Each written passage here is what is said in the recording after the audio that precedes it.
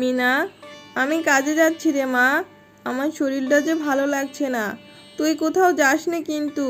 তুই বাড়িতে যে কাজগুলো আছে ওগুলো সেরে রাখিস। আচ্ছা মা, তুমি চিন্তা করো না, আমি সব কাজ সেরে রাখবো। আর তোমার তো শরীরটা ভালো না মা, তুমি তো অসুস্থ। ডাক্তার তো বলেছে তোমাকে বাড়িতে থেকে রেস্ট করতে। তাহলে তুমি কাজে যাচ্ছ কেন? তুমি কাজে যেও না মা। আমি কাজ করতে না গেলে সংসারটা কি করে চলবে রে মা? এখন তো শরীরটা ভালোই আছে, কিচ্ছু হবে না। তুই বাড়ির কাজগুলো করে রাখিস, তাহলেই হবে। আমার জন্য এত চিন্তা করতে হবে না। আচ্ছা মা, তাহলে তুমি আমাকে তোমার সাথে নিয়ে যাও বাঘিনী ম্যাডামের বাড়িতে। যত কাজ আছে আমি করে দেব, তোমাকে কষ্ট করতে হবে না। পাগলি মেয়ে আমার, তুই কি আর অত ভারী ভারী কাজ করতে পারবি? আমার কিছু হবে না রে মা, তুই নিজের খেয়াল রাখিস। আমি এবার আসি। আচ্ছা মা, তুমিও নিজের খেয়াল রেখো, সাবধানে থেকো। হ্যাঁ রে শেফা, কটা বাজে? এত বেলা করে কাজে আসলি? এভাবে কাজ করলে কি হবে? মাইনেটা তো আর কম নিস না, মাস শেষে ঠিকই নিয়ে যাস। এভাবে কেন কাজে আসিস? বাঘিনী ম্যাডাম, আমার শরীরটা যে ভীষণ খারাপ গো, এজন্যই কাজে আসতে একটু দেরি হয়েছে। আবার পথে একটু জিরিয়ে নিয়েছিলাম। হাঁপিয়ে যাই যে, বেশিক্ষণ হাঁটতে পারি না। সমস্যা নেই, আমি সময় মতো আপনার সব কাজ সেরে দেব। রোজ রোজ শরীর অসুস্থ বলে আর কত কাজে ফাঁকি দিবি শেফা? এভাবে করলে আর হবে না। না হলে কিন্তু এ মাসে মাইনে থেকে বেতন কেটে রাখবো। যা তাড়াতাড়ি কাজে লেগে পড়। সব কাজ সেরে ফেলবো। কাল থেকে সঠিক সময়ে চলে আসব। আর আমি সময় মতো আপনার সব কাজ শেষ করে দেব। এরপর শেফা শিয়ালিনী যখন কাজ করছিল, হঠাৎ করে সে মাথা ঘুরে পড়ে যায়। হায় রে হায়, এই অসুস্থ শিয়াফা শিয়ালিনী দেখছি অজ্ঞান হয়ে পড়ে আছে। একে যে করে হোক তাড়াতাড়ি ডাক্তার দেখানোর ব্যবস্থা করতে হবে। একে হসপিটালে নিতে হবে।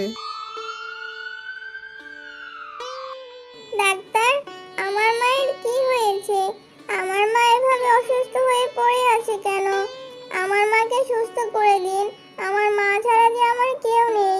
মিনা, তোমার মায়ের শরীর অসুস্থ হয়েছে কারণ তোমার মায়ের শরীর খুব দুর্বল। তোমার মায়ের শরীরে রক্তশূন্যতা দেখা গেছে। তোমাকে তো আগেই বলেছিলাম তোমার মাকে রেস্টে থাকতে হবে, ভালো ভালো খাবার খেতে হবে। তোমার মায়ের রক্ত একদম শুকিয়ে গেছে। ডাক্তার, তাহলে আমার মা কি করলে সুস্থ হবে বলুন, আমি তাই করব। আমার মার জন্য যে আমি সব কিছু করব। মিনা, তোমার মায়ের শরীরে রক্ত দিতে হবে, তবে রক্তের স্যালাইনের অনেক টাকা দাম। তুমি এক কাজ করতে পারো, তোমার মাকে ড্রাগন ফল খাওয়াতে পারো। যদি তুমি তোমার মাকে ড্রাগন ফল খাওয়াও, তাহলে তোমার মায়ের শরীরে রক্ত উৎপাদন হবে এবং তাড়াতাড়ি সুস্থ হয়ে যাবে।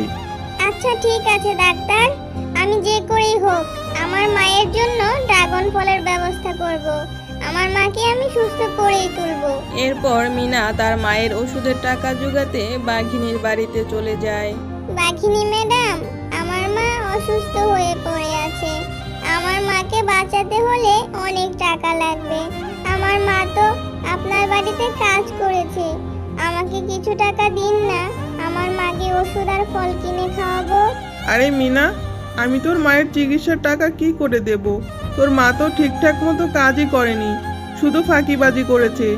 সব সময় বলেছে শরীর অসুস্থ, আর তোর মায়ের পাওনা টাকা তো আমি আগেই দিয়ে দিয়েছি। আমার কাছে কোনো টাকা নেই রে।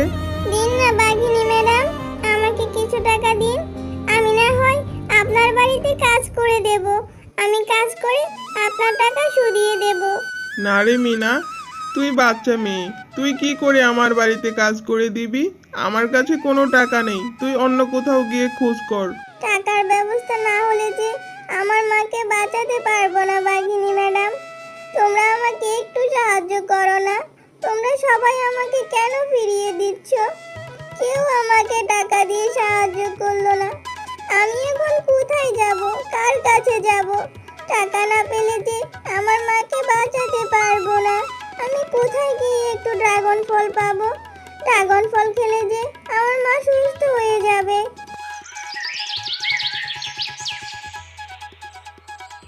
কিরে মিনা, কোথায় গিয়েছিলি? তোকে কখন থেকে দেখি না, সেই সকালে না খেয়ে বেরিয়েছিস। এতক্ষণ কোথায় ছিলি?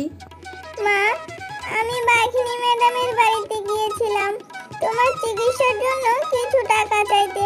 বাঘিনী ম্যাডাম আমাকে দিল না, আমাকে কেউ সাহায্য করলো না। আমি কোথায় টাকা পাবো মা? টাকা ছাড়া যে তোমাকে বাঁচাতে পারবো না। মারে, তুই এত চিন্তা করিস না রে। তুই ঠিকঠাক মতো খাওয়া দাওয়াও করছিস না, তুইও যে অসুস্থ হয়ে যাবি। যা কিছু একটা খেয়ে নে, আর আল্লাহ একটা ব্যবস্থা করেই দেবে। আমারও তো বয়স হয়েছে, আমি আর কতদিনই বা বাঁচবো বল? মা, তুমি এ কথা একদমই বলবে না। তুমি সুস্থ হয়ে যাবে। আমি যে করেই হোক তোমাকে সুস্থ করে তুলবো। তুমি ছাড়া যে আমার কেউ নেই মা। আমার যে করেই হোক একটা ব্যবস্থা করতেই হবে। বাঘ মামা, ও বাঘ মামা, আমাকে কিছু ড্রাগন ফল দাও না। আমি তোমাকে কিছুদিন পরে টাকা পরিশোধ করে দেব। আমার মা যে ভীষণ অসুস্থ। আমার মাকে বাঁচাতে হলে ড্রাগন ফল খাওয়াতে হবে। আরে মিনা, তুই এসেছিস বাকিতে ড্রাগন চাইতে? না না, আমি বাকিতে কোনো ফল বিক্রি করব না। যা তো এখান থেকে, বিরক্ত করিস না। বাঘ মামা, তুমি আমাকে তোমার দোকানে কাজে রেখে দাও। আমি তোমার দোকানে কাজ করে যে বেতন পাবো সেখান থেকে তুমি টাকা কেটে রেখো। তুই বাচ্চা মেয়ে কি কাজ করবি? আর আমার দোকানে কোনো কাজের লোক লাগবে না। যা তো এখান থেকে। ওই যে দেখ, নিচে একটা ড্রাগন পড়ে আছে, ওটা নিয়ে যা। ওটা নিয়ে গিয়ে তোর মাকে খাওয়া। আমাকে অযথা বিরক্ত করিস না। আচ্ছা বাঘ মামা, ঠিক আছে। আমি তাহলে নিচের ওই ড্রাগন ফলটাই নিয়ে আমার মাকে দিই। আমার মা ওটা খেলে যদি সুস্থ হয়। এরপর মিনা মাটিতে পড়ে থাকা সেই ড্রাগনটি নিয়ে বাড়িতে চলে যায়। মা, ও মা, আমি তোমার জন্য ড্রাগন ফল এনেছি। এই ড্রাগনটা খেলে তুমি সুস্থ হয়ে যাবে। নাও মা, এটা তাড়াতাড়ি খেয়ে নাও দেখি। মিনা, তুই এটা কি ড্রাগন ফল এনেছিস রে মা? এই ড্রাগনটা তো নষ্ট। এটা থেকে কেমন একটা পচা গন্ধ বেরোচ্ছে। এই পচা ড্রাগনটা কি করে খাবো মা? এটা তুই ফেলে দে। জানো মা, আমি বাঘ মামার কাছে বাকিতে কিছু ড্রাগন ফল চাইলাম। বাঘ মামার দোকানে কাজও চাইলাম, কিন্তু আমাকে দিল না। এই ড্রাগনটা যে মাটিতে পড়েছিল, বলল এটা নিয়ে যেতে, তাই আমি এটা নিয়ে এসেছি। আমি কত হতভাগিনী মা। আমার জন্য আমার এই বাচ্চা মেয়েটা কত কষ্ট করছে। না রে মা, এই ফলটা খাওয়া যাবে না। তুই এটা এক্ষুনি বাইরে গিয়ে ফেলে দিয়ে আয়। এরপর মিনা বাইরে গিয়ে তাদের পুকুরে সে ড্রাগন ফলটি ফেলে দেয়। এরপর পুকুরে হঠাৎ করে কিছু জাদুর ড্রাগন গাছের আবির্ভাব হয়। মিনা, তুমি আর কষ্ট পেও না। আমরা হচ্ছি জাদুর ড্রাগন গাছ। এই গাছের ড্রাগন কখনো শেষ হবে না। আর এই জাদুই ড্রাগন তোমার মা খেলে তোমার মাও সুস্থ হয়ে যাবে। আর তুমি ও তোমার মা এই গাছের ড্রাগন বিক্রি করে তোমাদের জীবনটাও কাটিয়ে দিতে পারবে। তোমরা অনেক সুখী থাকবে। আরে সত্যি সত্যি তো দেখছি এই জাদুর ড্রাগন গাছে কত ড্রাগন। এই ড্রাগনগুলো খেলে আমার মা সুস্থ হয়ে যাবে। তোমাকে অনেক ধন্যবাদ ড্রাগন গাছ। হ্যাঁ মিনা, তুমি তোমার মাকে অনেক ভালোবাসো। তোমাদের মা ও মেয়ের ভালোবাসা দেখে আমি মুগ্ধ হয়েছি। এখন থেকে তোমাদের আর কোনো কষ্ট থাকবে না। এরপর মিনা তার মাকে সেই ড্রাগনগুলো খাইয়ে সুস্থ করে দেয়, আর বাকি ড্রাগনগুলো বাজারে নিয়ে বিক্রি করতে থাকে। এভাবে তারা মা ও মেয়ে অনেক সুখে শান্তিতে বসবাস করতে থাকে।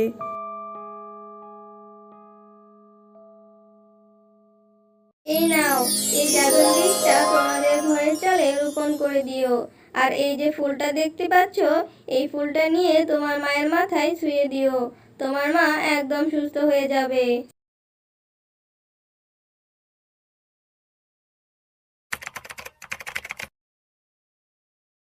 আইসক্রিম আছে, আইসক্রিম। বাচ্চারা মজাদার আইসক্রিম নিয়ে যাও। গরমের মাঝে ঠান্ডা ঠান্ডা আইসক্রিম, তাড়াতাড়ি এসো, জলদি নিয়ে যাও। এই এই তোরা শোন, চল না আমরা আইসক্রিম কিনে খাই সবাই। খেলতে খেলতে অনেক ক্লান্ত হয়ে গিয়েছি, অনেক গরম পড়েছে। এখন চল সবাই আমরা আইসক্রিম খেয়ে প্রাণটা জুড়িয়ে নেই। আইসক্রিমওয়ালা কাকু, আমাদের সবাইকে বাকিতে কিছু আইসক্রিম দিন না, আমরা পরে টাকা দিয়ে দিব আপনাকে। এখন তো আমরা খেলতে এসেছি, খেলতে খেলতে আমাদের প্রচণ্ড গরম লেগেছে, আর আমাদের কাছে টাকাও নেই এখন, তাই আমরা পরে আপনাকে টাকা দিয়ে দিব। না না বাচ্চারা, আমি বাকিতে আইসক্রিম দেই না। তোমরা যদি আমার কাছ থেকে আইসক্রিম খেতে চাও তাহলে নগদ টাকা দিয়ে কিনে খেতে হবে। যাও যাও, বাড়ি থেকে টাকা নিয়ে আসো।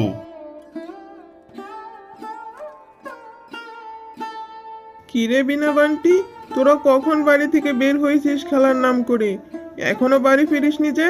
এই আইসক্রিমওয়ালা ভাই, আমার ছেলে মেয়ে দুজনকে 2টা আইসক্রিম দিন তো। বাঘিনী কাকিমা, আমাকেও একটা আইসক্রিম কিনে দাও না, আমি পরে তোমাকে টাকা দিয়ে দেব। আমার গলাটা যে একদম শুকিয়ে গিয়েছে, আমি মায়ের কাছ থেকে টাকা এনে তোমাকে দিয়ে দিব। দাও না কাকিমা। আরে টয়া, আমার কাছে কি টাকার গাছ আছে যে তুই চাইলেই তোকে দিয়ে দিব? আমার কাছে এখন আর টাকা নেই। যে টাকা ছিল আমি ওই টাকা দিয়ে আমার বাচ্চাদের আইসক্রিম কিনে দিয়েছি। যা যা, বাড়িতে যা, বাড়িতে যেয়ে মাঠ থেকে টাকা এনে তারপর আইসক্রিম কিনে খা। বাঘিনীর মুখে এরকম কথা শুনে টয়া অনেক মন খারাপ করে সেখান থেকে চলে যায়। টয়া তার মার সাথে বসবাস করত। তার বাবা অনেক আগে এক বিরল রোগে মারা যায়। তারপর থেকে টয়ার মা শেফা শিয়ালিনী অন্যের বাড়িতে ঝিয়ের কাজ করে যে টাকা ইনকাম করে সেই টাকা দিয়ে তাদের কোনো রকমে চলে যায়। কিরে টয়া, তুই এভাবে এখানে মন খারাপ করে বসে আছিস কেন? আর সারাদিন তো কিচ্ছুটি খাসনি। রান্নাঘরে গিয়ে দেখলুম যেমনভাবে রান্না করে রেখে গিয়েছি ঠিক ওইভাবেই খাবারগুলো পড়ে আছে। কেন রে, কি হয়েছে তোর? মা, আজ আমার মনটা ভীষণ খারাপ, তাই আমার কোনো কিছু খেতে ইচ্ছে করছে না মা। কেন রে মা, কি হয়েছে বল আমাকে। মা, আমি আজকে বিলি বান্টি ওদের সাথে খেলতে গিয়েছিলাম মাঠে। তখন খেলতে খেলতে আমার খুব পিপাসা পেয়েছিল। তখন না একটা আইসক্রিমওয়ালা এসেছিল, আর বাঘিনী কাকিমা ওদেরকে আইসক্রিম কিনে দিয়েছে। আমি বললাম, বাঘিনী কাকিমা, আমাকে একটা আইসক্রিম কিনে দাও না, আমি মায়ের কাছ থেকে টাকা এনে তোমাকে পরে দিয়ে দিব। কিন্তু বাঘিনী কাকিমা আমাকে তো আইসক্রিম কিনে দিলই না, আর অনেকগুলো কথা শুনিয়ে দিল। ও, এই ব্যাপার। আমার মেয়েটার আইসক্রিম খেতে ইচ্ছে করছে। থাক মা, তুই মন খারাপ করিস না, আমি বেতন পেলে সেই টাকা থেকে তোকে আইসক্রিম কিনে দেব। না মা, আমার যে এখন প্রচুর আইসক্রিম খেতে ইচ্ছে করছে, তুমি আমাকে আইসক্রিম কিনে দাও না মা। টয়া, এখন বায়না ধরলে আমি তোকে কোথা থেকে আইসক্রিম কিনে দেব? আমার হাতে যে কোনো টাকা নেই। তুই আজকের দিনটা অপেক্ষা কর, কালকে আমি টিনা ভাবিকে বলে বেতনের থেকে কিছু টাকা অগ্রিম চেয়ে আনবো, আর ওখান থেকে তোর জন্য 1 বক্স আইসক্রিম কিনে আনবো, আর তুই মন ভরে খাবি, কেমন? সত্যি মা, তুমি আমার জন্য কালকে আইসক্রিম কিনে আনবে? কি মজা, কি মজা। টিনা ভাবি, আমাকে কিছু টাকা অগ্রিম দিবেন? আমার মেয়েটা না আইসক্রিম খাওয়ার জন্য খুব বায়না ধরেছে। আপনি যদি আমাকে বেতনের টাকা থেকে কিছু টাকা অগ্রিম দিতেন তাহলে ওখান থেকে আমার মেয়ের জন্য একটা আইসক্রিম কিনে নিয়ে যেতাম। ও, এই ব্যাপার। কিন্তু শেফা, এখন তো মাসের প্রথম দিন, কিছুদিন আগেই তো তোকে বেতনের টাকাটা দিলাম। আচ্ছা, আমি তোকে এখন 100 টাকা দিতে পারবো, এর বেশি দিতে পারবো না। ঠিক আছে ভাবি, আপনি বরং আমাকে 100 টাকাই দিন। এরপর শেফালি সেই টাকা নিয়ে দোকানে আইসক্রিম কিনতে যাবে, ঠিক তখনই পথে তার অ্যাক্সিডেন্ট হয়। এই তোরা জানিস, আমার মা আজকে আমার জন্য না অনেক আইসক্রিম কিনে আনবে, মা আমাকে বলে গিয়েছে। তাই নাকি টয়া? অনেকগুলো আইসক্রিম আনবে? তুই কি একা একা খাবি? না রে, আমি কি তোদের ছাড়া একা একা খেতে পারি? তোদের সবাইকে নিয়ে একসাথে আইসক্রিম খাবো। এই আমি এখন চলে যাই, আমার মার তো আসার সময় হয়ে গিয়েছে। কালকে আমি তোদের জন্য আইসক্রিম নিয়ে আসবো। এরপর টয়া বাড়িতে চলে যায়। ঝুমা কাকি, ও ঝুমা কাকি, আমার মায়ের কি হয়েছে? আমার মা এভাবে শুয়ে আছে কেন? আমার মায়ের মাথায় কি হয়েছে ঝুমা কাকিমা? টয়া, তোর মায়ের অ্যাক্সিডেন্ট হয়েছে রে মা। এইসব কিছু আমার জন্যই হয়েছে। আমি আইসক্রিম খেতে চেয়েছিলাম বলে মা দোকানে যেতে চেয়েছিল, আর পথে অ্যাক্সিডেন্ট হয়েছে। না রে টয়া, শুধু শুধু নিজের ঘাড়ে দোষ দিস না। কপালে যা আছে তাই হবে। আল্লাহকে ডাক, এই অবস্থায় আল্লাহ ছাড়া তোদের আর কেউ নেই। তোর মা কষ্ট করে কাজ করে 3 বেলা অন্তত খাবার দিতে পারতো, এখন তো সেই পথও বন্ধ হয়ে গেল। আর তোর মার চিকিৎসা করতে অনেক টাকা লাগবে, এত টাকা কোথায় পাবে? আল্লাহকে ডাকা ছাড়া আর যে কোনো পথ নেই রে মা।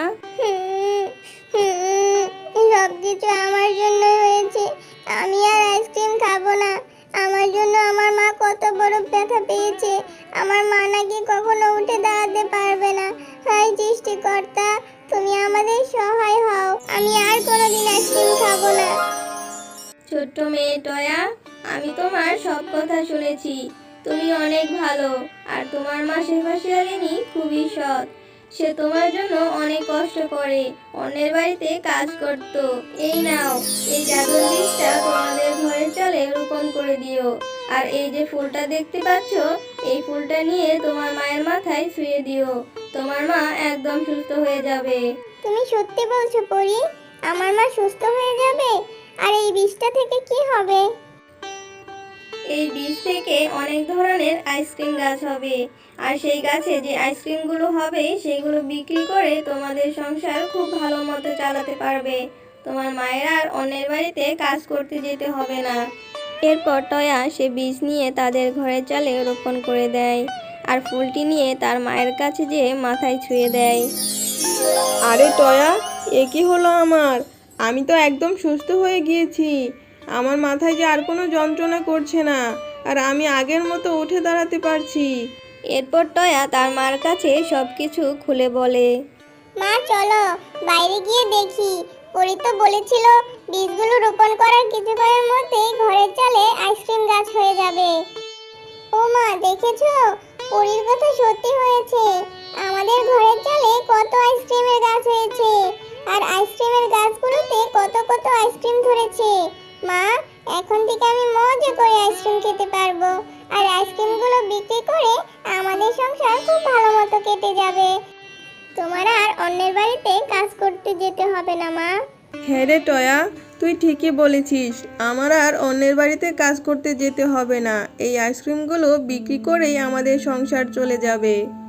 এরপর তারা বাজারে মা ও মেয়ে একটি ভ্যান গাড়িতে আইসক্রিম বিক্রি করতে শুরু করে, আর এভাবেই তাদের জীবন খুব সুন্দরভাবে কাটতে থাকে।